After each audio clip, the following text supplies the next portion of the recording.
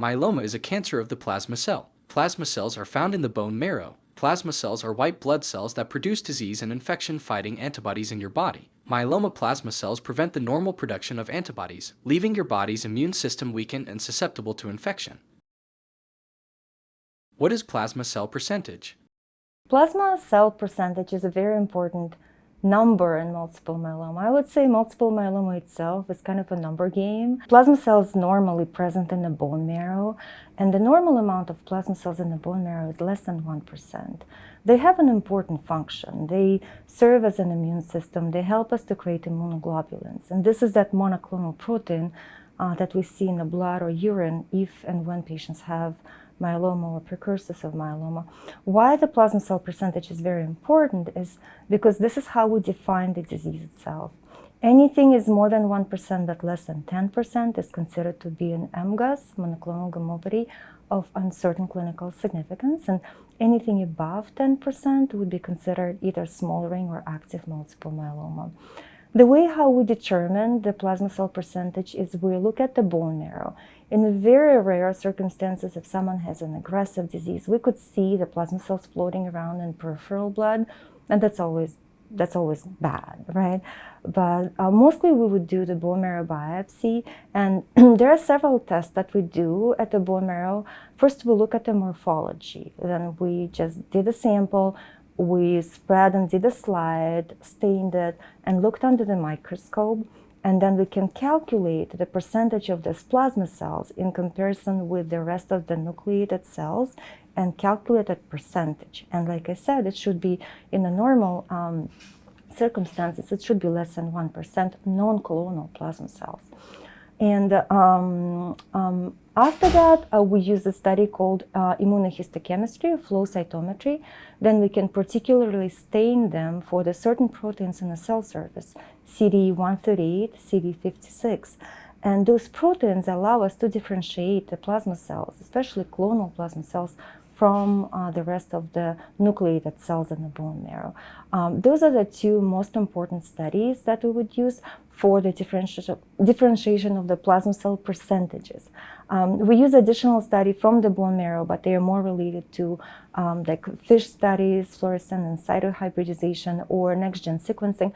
But those are used more for the genetics, not for the plasma cell percentage identification. The plasma cell percentage, our bone marrow, if you when you do a biopsy and you look at it, there's a liquid part and a solid part. You can try and estimate the plasma cell percentage either way. The most accurate way actually is looking at the solid part. The slices, you make slices of the biopsy and stain it, and you're looking at the soft part in the middle of that's what you're sampling, the soft part in the middle of the bone.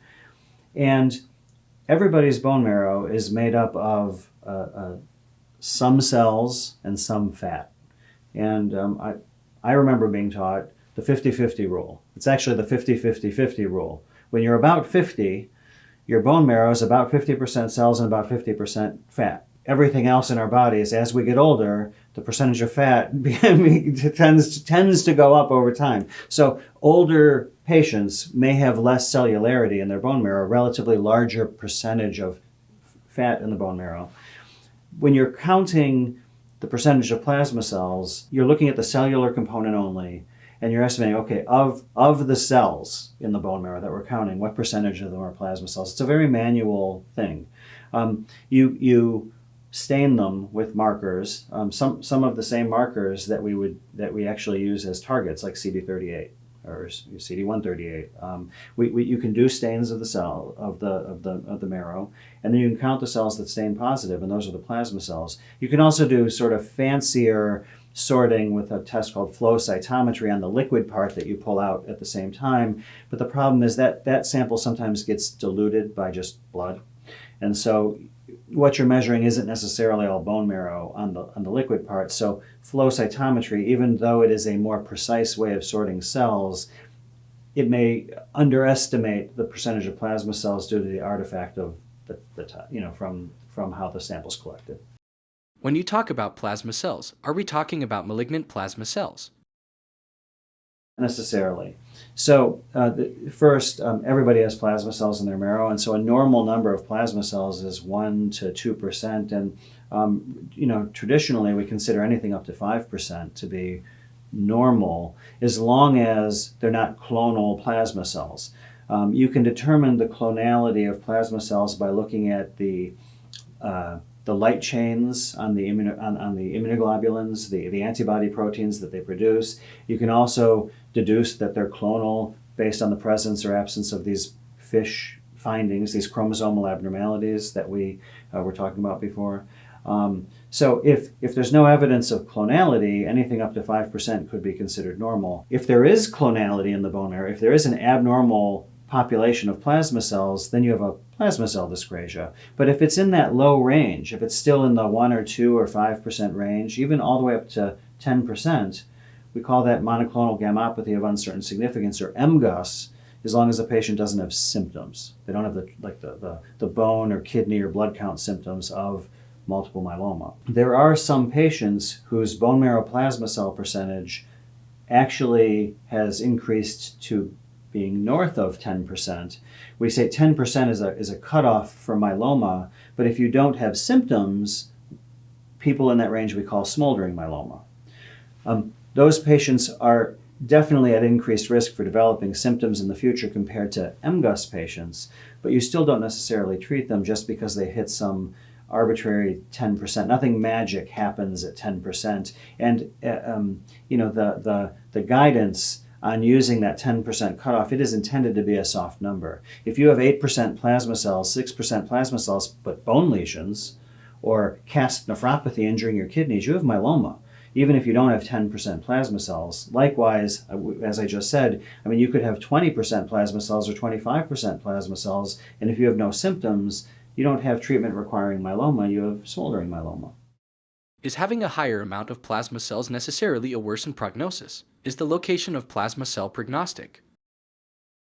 The percentage of plasma cells does not necessarily reflect how those plasma cells are going to respond to therapy. That has to do with sort of molecular abnormalities, within the plasma cells. It's the plasma cell biology more than the plasma cell number. When multiple myeloma is no longer confined to the bone marrow, and you start to see those plasma cells spilling over into the blood, plasma cell leukemia would be the term for that, when it's a lot of plasma cells, or when it's found in other organs. If you have tissue masses that aren't arising from bone directly, but are actually like in organs. If you have a tumor of plasma cells in your liver when you're first diagnosed, or in the lining of your lung or something like that, that's called extramedullary myeloma. And having extramedullary myeloma or circulating plasma cells in your peripheral blood, those are high-risk features. And we didn't talk about those when we were talking about risk, but if you have those, that is high-risk disease.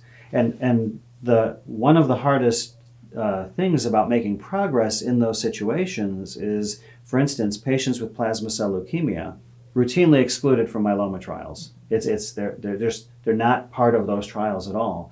And so instead of having them be a subset of huge trials exploring important new therapies and combinations, what we end up getting are a bunch of very small trials, and we're lucky if we can explore those same combinations in those patients. So it's an example of a patient subset who's like most in need of new treatments, who are routinely excluded from trials. It's something we really have to address as a field. How often should plasma cell percentage be measured? So we do test at the diagnosis. So we do test if we need to make the diagnosis, if we are suspecting someone have a plasma cell dyscrasia, regardless if it's active myeloma, smoldering multiple myeloma, or precursors with the MGUSs.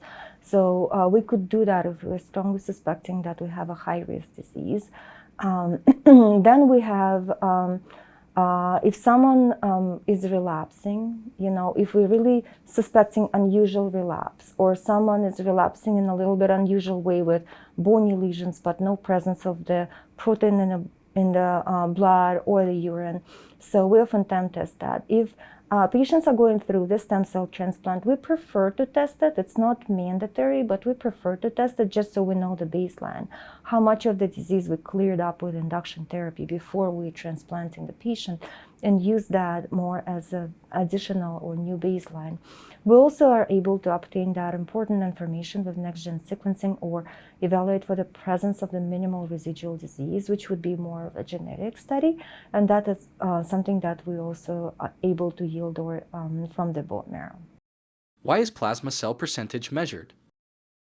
So measuring plasma cells in the bone marrow is important to get the diagnosis correct. So less than 10% MUGUS, more than 10% myeloma. If there are no end organ damage, then it's smoldering myeloma. If there is end organ damage, myeloma that requires treatment. The chances of requiring treatment increase as the number of plasma cells increase, and there's a move afoot to change the definition from 10 to 20%. So it is important. I would argue strongly that you should use the plasma cells as well as the M spike to monitor the disease. And my practice would be to do imaging and a bone marrow annually to check how people are doing, because then it's very good. If you have no abnormalities on the imaging, you don't have anything positive with your MRD testing, you're looking very good for the next year, and you can relax and forget about your myeloma to a certain extent. We invite you to create a free HealthTree Cure Hub account. After securely connecting your medical records, you will be able to view what percentage of cancerous plasma cells were detected in your bone marrow biopsy and the results to other tests that are used to monitor your myeloma. Here is how you can create a HealthTree Cure Hub account.